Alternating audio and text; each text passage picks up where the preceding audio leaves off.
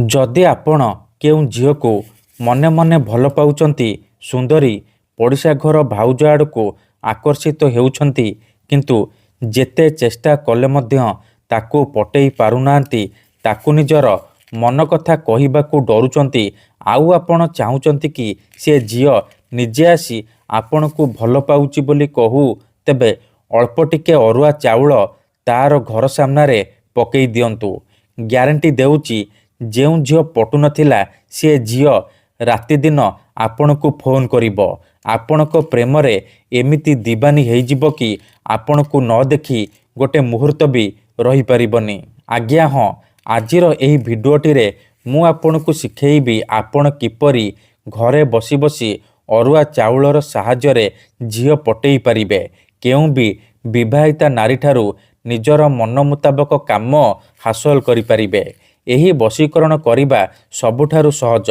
एहाकू करिबा पई आपणकू कोनोसी प्रकार परिश्रम करिबाकू पड़िबनी किंबा किछि भी पैसा खर्च करिबाकू पड़िबनी। आपणक घरे अरुआ चाउल थिबो, आपण अल्प टिके अरुआ चाउल आनिबे। तापरे मु आपणकू किछि प्रयोग विधि शिखेइबी, आपण सेही प्रयोग विधि को ठीक भाबरे करिदेबे।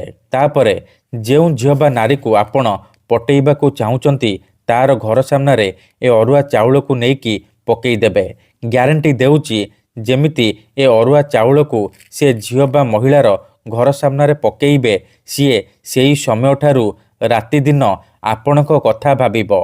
आपणक प्रेमरे एमिति दीवानी हेइजिबो कि आपणकू न देखी गोटे मुहूर्त भी रही परिबनी। नमस्कार फ्रेंड्स, ओडिया फंडा चैनल को आपण मानकू स्वागत। जदि आपण जेते चेष्टा करी मध्य झियो पटेई पारुनांती, विवाहिता नारी को पटेई पारुनांती, तेबे मो कथा मानी मात्र थरे आजिर एही वशीकरण करिकी देखंतु। एही वशीकरण दुनियार सबुठारु महाशक्तिशाली नारी मोहिनी वशीकरण।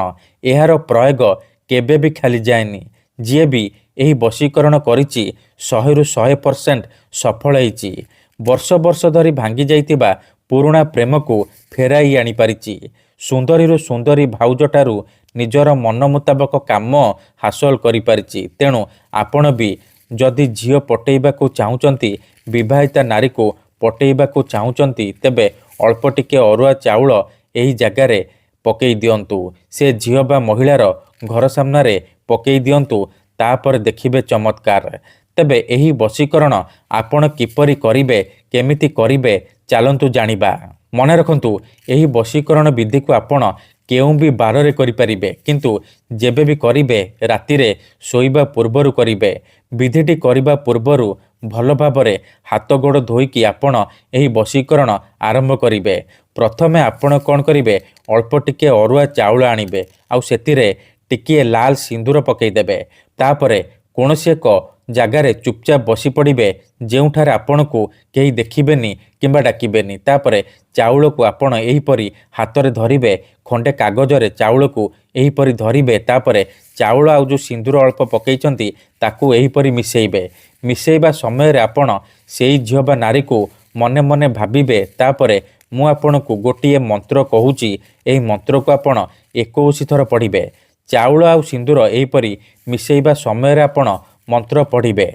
ओम क्लीं कामाख्या कामेश्वरी आमुकं आकर्षण कुरु कुरु स्वाहा। आमुकं जगार आपण से झियो बा स्त्रीर नाम कहिबे जाहाकू आपण बसरे करिबाकू चाहुचंती। मंत्र को 21 थर पढ़ी सारिबा परे ए जो चाउल सिंदूर मिसेइचंती सेतिरे 3 थर फंकी देबे। एतिकी करि सारिबा परे ए चाउल को से कागजरे मोड़िकी निजर तकिया तले रखिदेबे।